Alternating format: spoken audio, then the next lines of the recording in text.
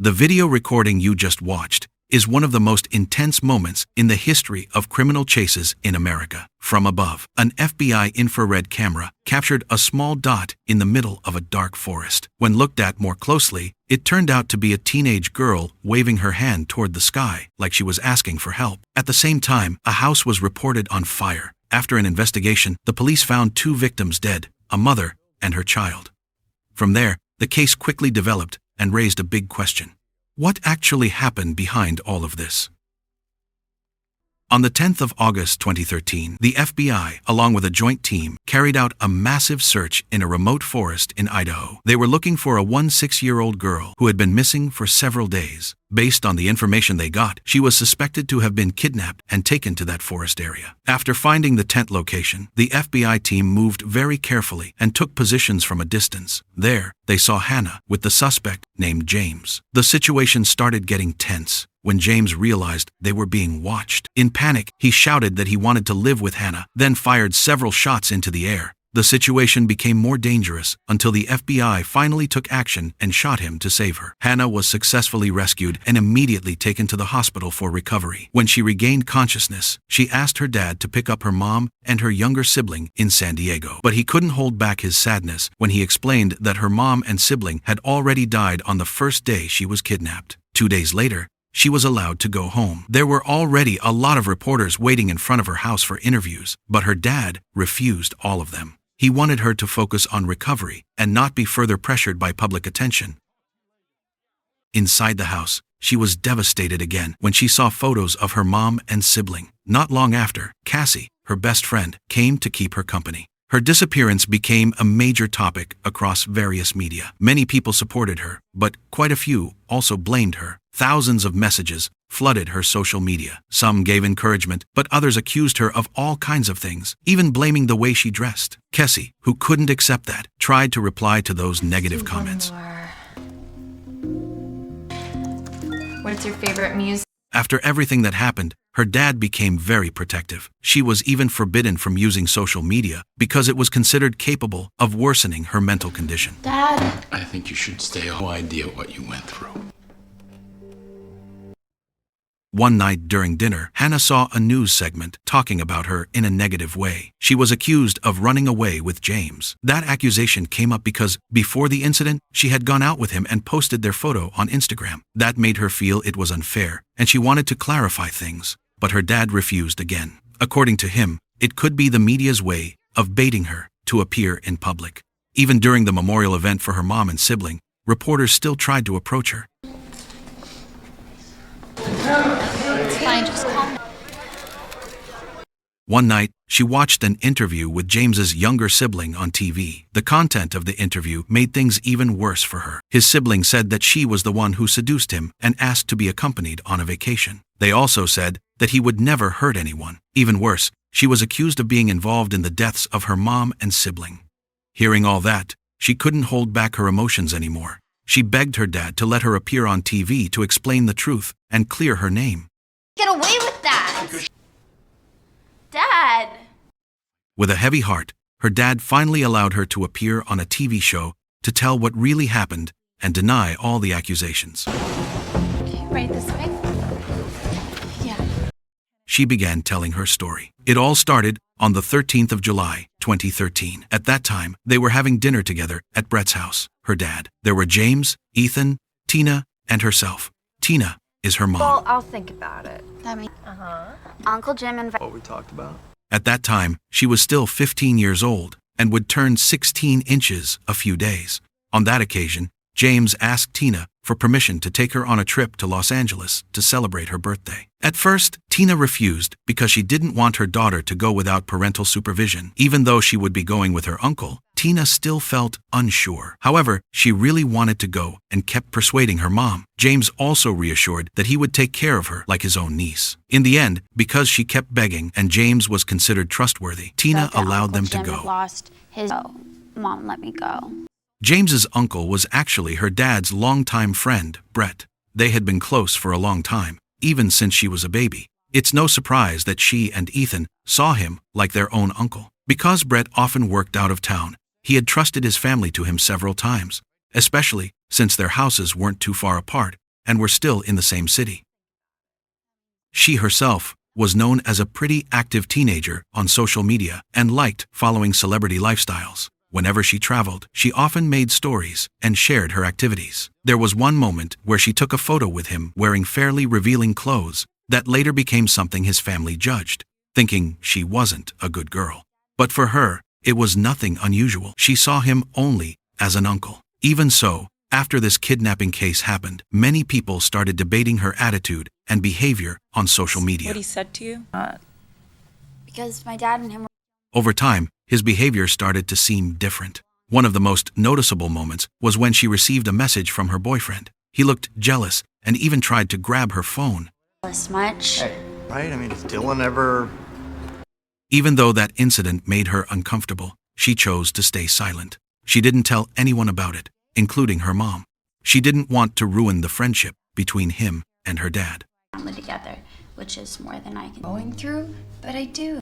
On the 3rd of August 2013, he invited them to his house in the Bluefard area, San Diego. He said it was a farewell party because he was moving to Texas. At that time, her mom and sibling had already arrived there first. Then he picked her up from school to follow. in your life that God, it's On the way, James apologized for his earlier behavior that might have made her uncomfortable. She accepted the apology and tried to think everything was over.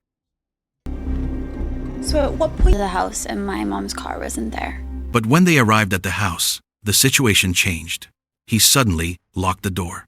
She started to feel that something was wrong and tried to run away. Unfortunately, he threatened her. He said that if she didn't obey, her mom and sibling would be hurt. In a state of fear and pressure, she had no choice but to go along with him, even though she was handcuffed. She kept asking about her mom and sibling. He said they had already gone home first, but she started to get suspicious because she herself was still being held there. At that moment, he began to reveal his thoughts. He said he wanted to start a new life with her, not as uncle and niece, but as a couple. Just let me go and we can. on me, you know? To see her reaction, he used an unloaded gun and pointed it at her. She immediately got scared and screamed. From that, he actually felt that she cared about him. Since then, he became more confident and started forcing her to admit that she also wanted to live with him. Not long after, they heard Ethan shouting from inside the house. She immediately panicked and begged him not to hurt her mom and sibling. But the situation got worse. He gave her a sedative until she became helpless. After that, he planned to take her to the forest in Idaho. Before leaving the house, he killed Ethan, Tina, and even their pet dog.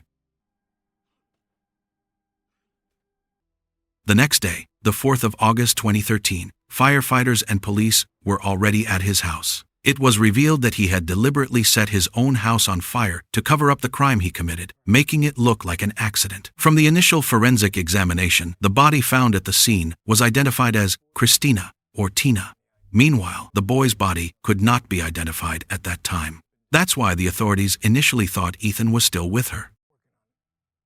Brett was eventually contacted by the police and immediately returned home. From here, the FBI and the police began to find out that the owner of the house was James. They also got information about the car used, which was a blue Nissan sedan with the license plate 6WCU 986. A large-scale search was immediately carried out. An emergency alert was issued to the public. Anyone who saw a car matching that description was asked to report it immediately because the suspect was believed to have kidnapped her, 16, and Ethan, 8. The case was then entered into an Amber Alert. California, you. On the 5th of August 2013, 2 days after the kidnapping, the authorities released photos of James, Hannah, and Ethan.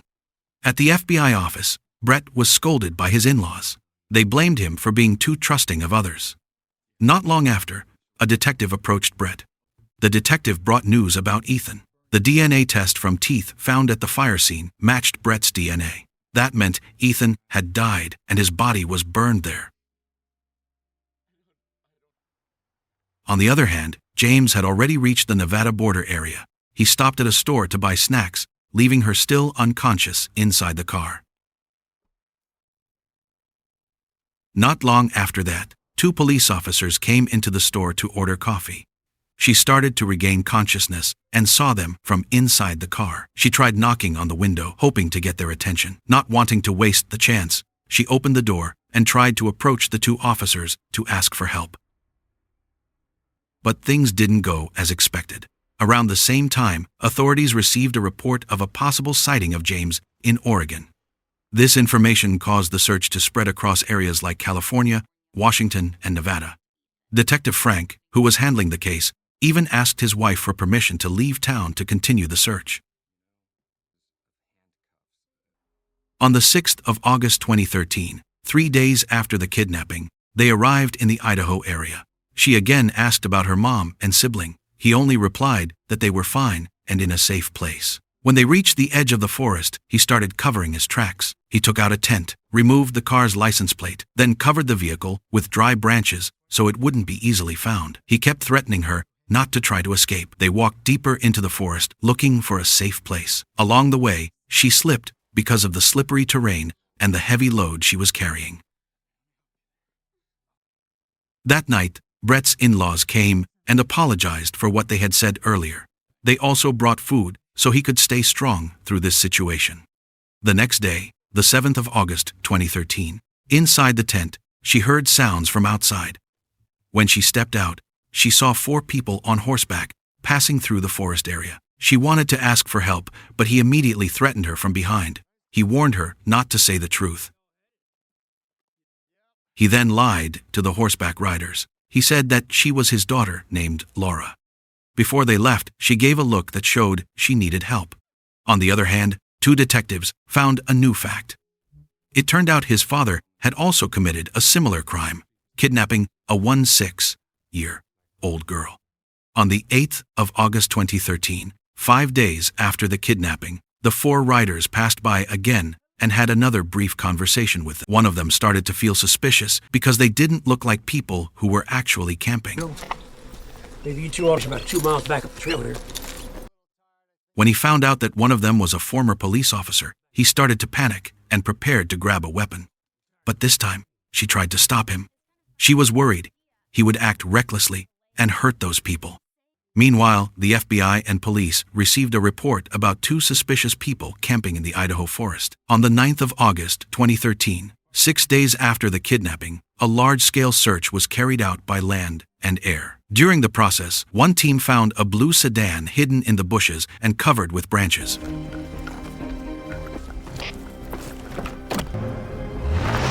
On the 10th of August 2013, the 7th day of the kidnapping, he woke up after hearing the sound of a helicopter above the forest. To avoid suspicion, he pretended to be someone collecting firewood. At that moment, she saw an opportunity. She waved her hand toward the sky, trying to signal the helicopter. But from above, the movement looked like a piece of white cloth waving, not clearly a distress signal. Meanwhile, at another location, a detective gave instructions to the team. They had to be careful because the target had a hostage. The situation then returned to the earlier moment. He started to feel like he was being watched. After she went into the tent, the FBI team took action. One of the agents shot him, hitting his heart. She couldn't believe what had just happened. She was confused, then cried because of mixed feelings of fear and relief. When she realized that the people who came were the FBI, that sense of relief grew even stronger. On the other hand, her dad, grandfather, and grandmother were very grateful when they heard she had finally been rescued. At the end of the TV show, she admitted she felt calmer after telling what really happened. She was also reunited with the horseback riders she had met in the forest. From them, the FBI got important information about her whereabouts in the Idaho forest. Now about James DiMaggio's motive. The FBI investigation showed that none of this was driven by revenge or financial issues. The motive started from obsession. For years, he got close to Brett's family. He appeared like a close family friend, even being seen as an uncle by the kids. But behind that, he had inappropriate feelings toward her. The excessive attention, small gifts, and even his possessive behavior were actually signs. They just weren't noticed from the beginning. For him, she was someone he wanted to fully possess. He was willing to do anything for that. Her mom and sibling weren't seen as enemies, but as obstacles. That's why he removed them from her life. This case is a reminder that threats don't always come from strangers. Sometimes they come from people who have been trusted for a long time. What looks like a safe closeness can actually hide true intentions. A process like this can happen slowly, without being realized by the victim or the people around them.